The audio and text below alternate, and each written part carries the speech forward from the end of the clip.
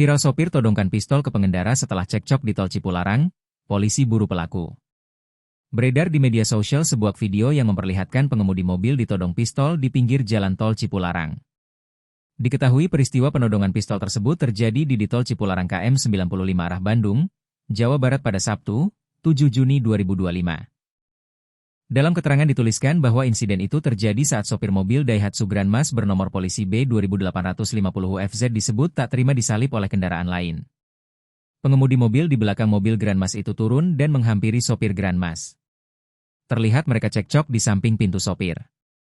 Namun, tak lama kemudian, sang sopir mobil lain pun terlihat panik ketika sopir mobil Grand Mas keluar. Di situ, terlihat pelaku menodongkan benda yang diduga pistol.